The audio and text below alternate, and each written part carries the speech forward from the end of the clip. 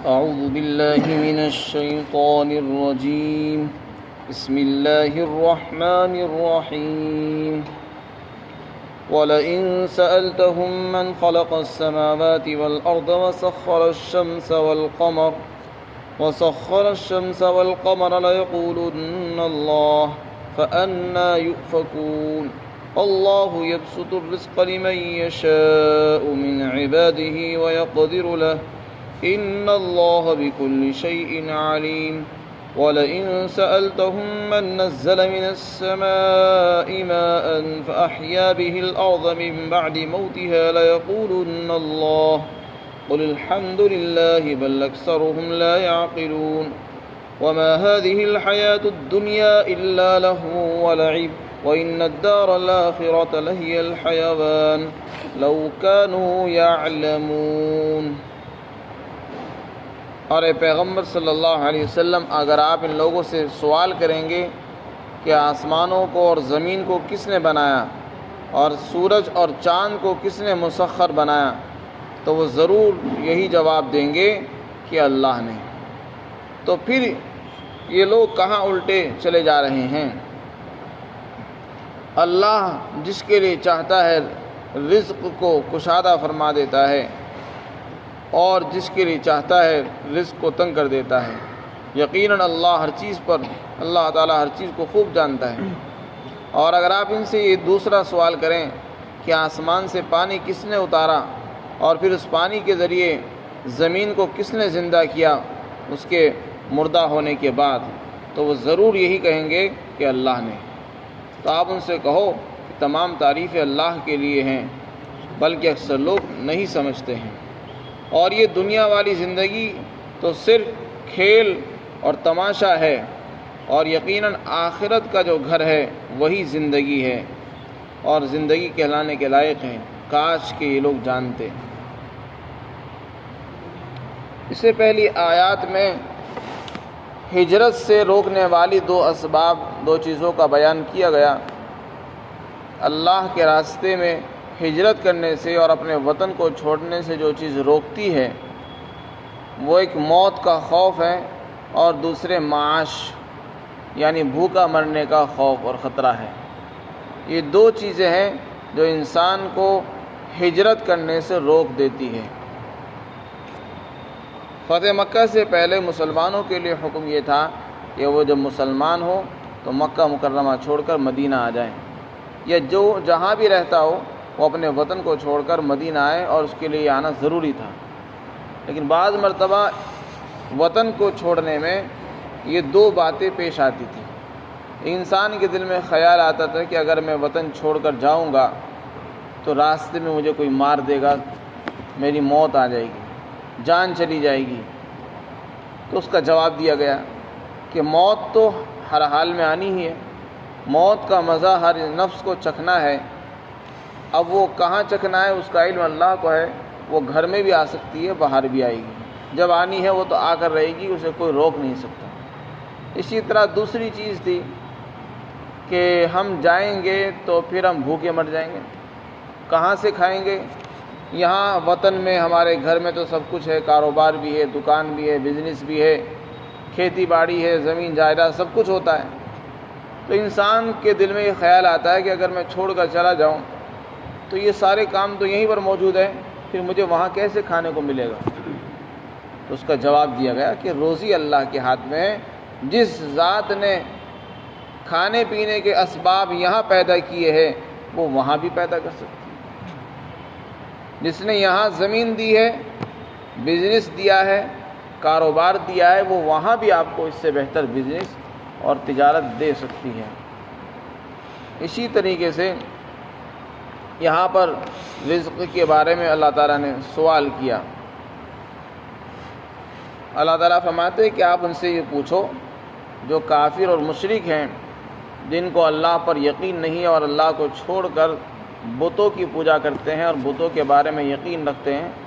آپ ان سے پوچھو کہ حقیقی سبب کون عطا کرتا ہے، رزق دینے والا کون ہے، زمین اور آسمان کو پیدا کرنے والا کون ہے.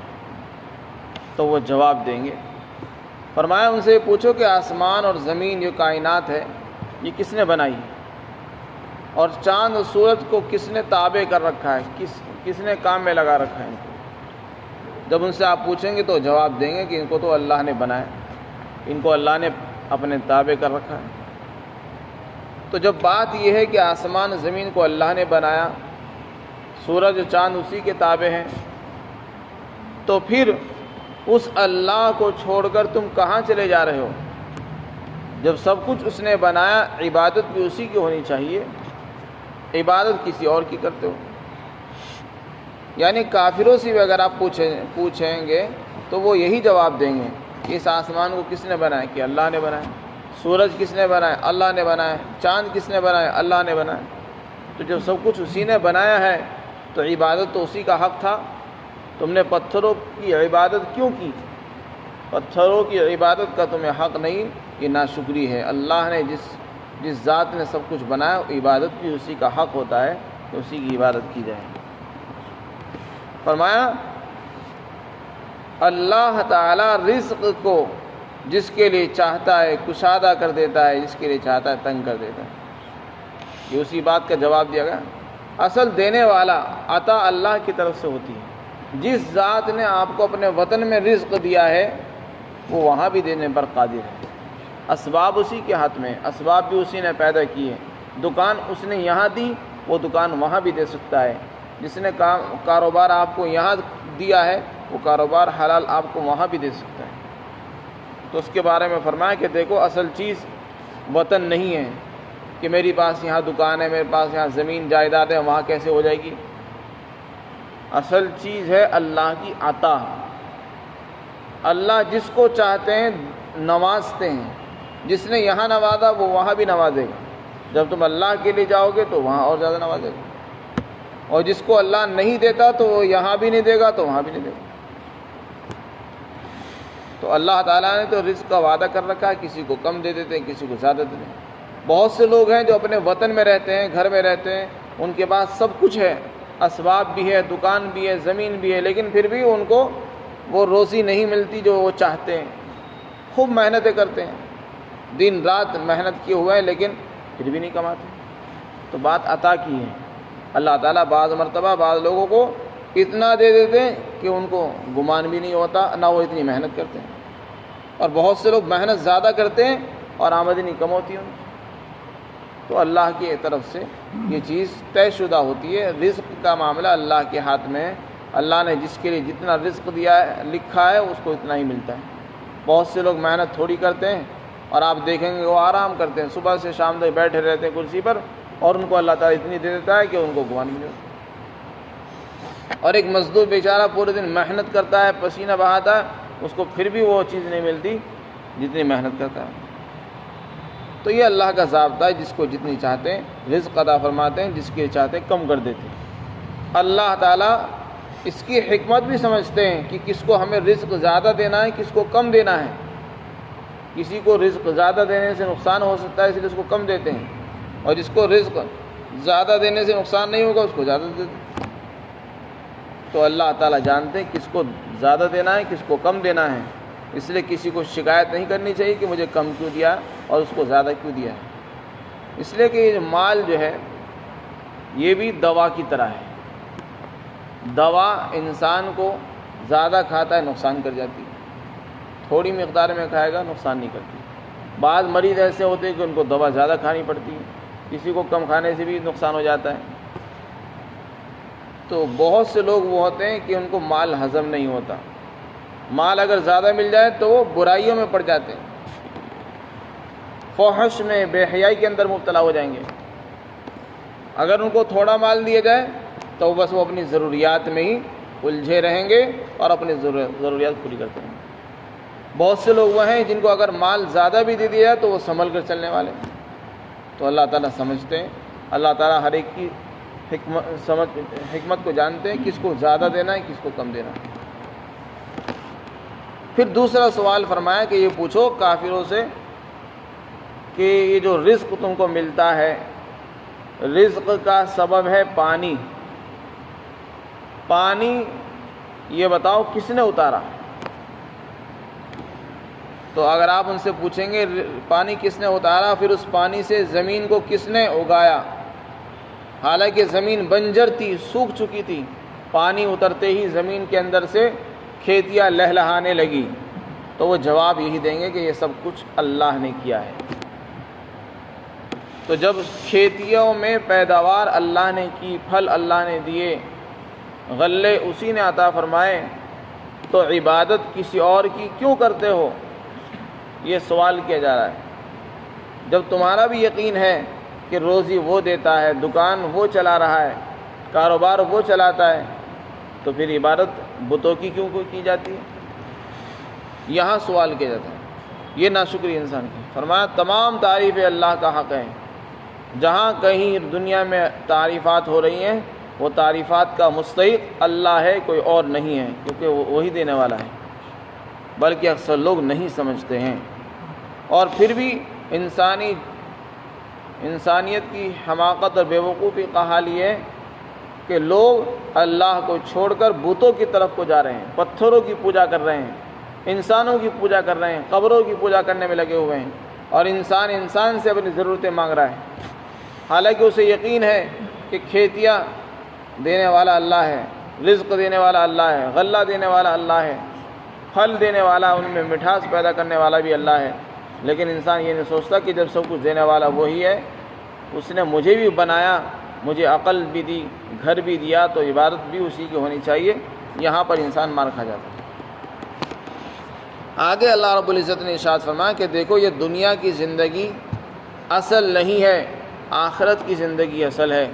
یہ دنیا کی زندگی کھیل اور تماشا ہے۔ اس کی مثال ایسی ہے جیسے آپ نے دیکھا ہوگا کہ بچے کھلونوں سے کھیلتے ہیں، 1 گھنٹہ کھیلتے ہیں، 2 گھنٹہ کھیلتے ہیں، بلکہ کھیلتے کھیلتے وہ کھانا بھی بناتے ہیں۔ وہ کبھی کہتے ہیں کہ ہم چائے بنا رہے ہیں، کافی بنا رہے ہیں، کھانا بنا رہے ہیں، اور وہ جھوٹ موٹ کو کھلاتے بھی ہیں دوسروں کو، اور خود بھی کھاتے رہتے ہیں، اپنے والدین کو بھی کھلاتے رہتے ہیں۔ لیکن جب ان کو بھوک لگتی ہے تو سارے کھلونے چھوڑ کر اپنی ماں کے پاس جاتے ہیں کہ ماں ہمیں کھانا دے دیجیے۔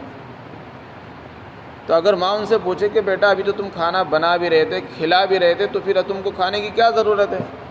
تو وہ جواب یہی دیں گے کہ وہ تو کھیل تھا، اصل تو کھانا ہی یہاں ہے جو آپ دے رہی ہیں بنا کر۔ بس یہی مثال ہے دنیا کی۔ یہ دنیا کی زندگی کھیل ہے، تماشا ہے، لہو و لعب ہے۔ انسان اس میں جو کچھ بھی کر رہا ہے، کبھی اپنی خواہشات پوری کر رہا ہے، تمنائیں پوری کر رہا ہے، مال کما رہا ہے، اکٹھا کر رہا ہے، بڑھانے میں لگا ہوا ہے، لیکن جب موت آتی ہے، موت کا فرشتہ سر پر آتا ہے، ساری چیزیں چھوڑ کر چل دیتا ہے۔ جو کچھ یہاں کمایا تھا سب ہی رہ جاتا ہے۔ پھر انسان سوچتا رہے کہ یار اس نے ساری زندگی کمایا اور سارا ہی رہ گیا، اب کیسے ساتھ میں لے جائے گا؟ وہاں تو لے جانے کا کوئی مسئلہ ہی نہیں ہے، وہاں خالی ہاتھ جانا ہے، وہاں صرف ایمان اور عمل کام آئیں گے۔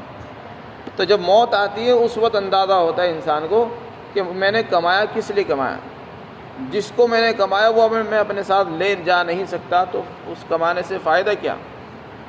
مال تو وہ آپ کا ہے جو آپ نے کھا کر ختم کر دیا، جو پہن کر پرانا کر دیا، یا جو آپ نے آگے بھیج دیا اللہ کے راستے میں صدقہ کر دیا، وہ آپ کو وہاں ملے گا۔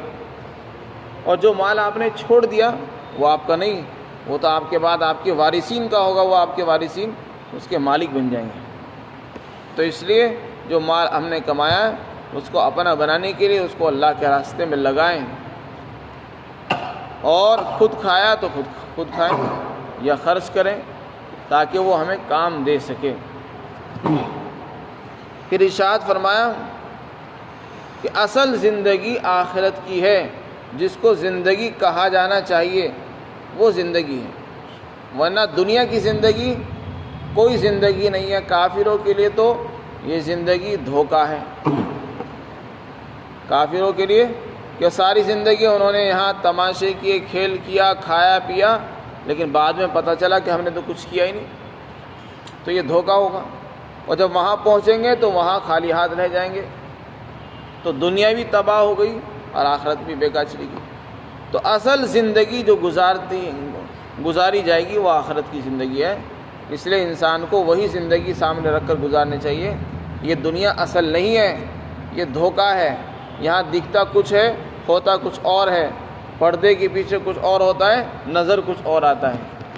یہاں سامنے دکھتا ہے کہ ایک آدمی ہمارا اپنا ہے، لیکن حقیقت میں وہ دشمن ہوتا ہے۔ تو یہاں حقیقت، یہاں ہر چیز میں دھوکہ نظر آئے گا آپ کو۔ اس لیے فرمایا کہ آخرت کا جو گھر ہے وہی اصل زندگی کہلانے کے لائق ہے۔